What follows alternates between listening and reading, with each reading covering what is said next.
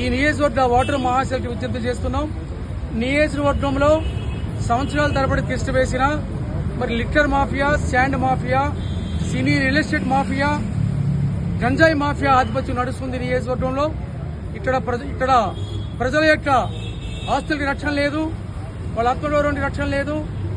భయంకరమైన హత్యలు, అత్యాచారాలు జరుగుతున్నాయి నియోజకవర్గంలో. ఈ మూడు, ఇది sand mafia, liquor mafia, real estate మాఫియాకి ప్రధాన దోపిడీ రాజకీయ పార్టీలు సపోర్ట్ చేస్తున్నాయి. అది కాంగ్రెస్ పార్టీ అయినా, బీజేపీ అయినా, బీఆర్ఎస్ అయినా, ఈ మూడు తోటదొంగ పార్టీలు ఈ మాఫియాకి మద్దతు ఇస్తున్నాయి. కాబట్టి జూబ్లీహిల్స్ అసెంబ్లీ నియోజకవర్గంలో పౌర సమాజం ప్రశాంతంగా ఉండాలన్నా, వాళ్ళ ఆస్తులు రక్షణ జరగాలన్నా ఈ మూడు మాఫియా వర్గాల్ని ఎదుర్కొనే దమ్మున్న అభ్యర్థి ఖచ్చితంగా ఈ నియోజకవర్గంలో మరి జెండా ఎగరేయాల్సిన అవసరం ఉంది. అందువల్ల దళిత భోజన పార్టీగా జూబ్లీహిల్స్ నియోజకవర్గ ఓటర్ మహాశయ సమాజాన్ని మేము పిలుపునిస్తున్నాం.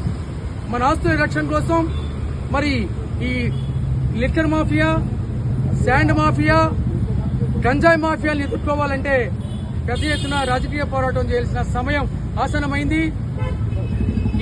వచ్చే నెల 11వ తారీఖున జరుగుతున్న అసెంబ్లీ ఎన్నికల్లో దళిత భోజన పార్టీ అభ్యర్థి ఓటు వేసి అండదండలు అందించాలని, ప్రజాస్వామ్యాన్ని రక్షించుకోవాలని, మన ఆస్తుల్ని, మన బతుల్ని కాపాడుకోవాలని ఈ సందర్భంగా దళిత భోజన పార్టీ తరఫున పిలుపునిస్తున్నాం. జై భీమ్.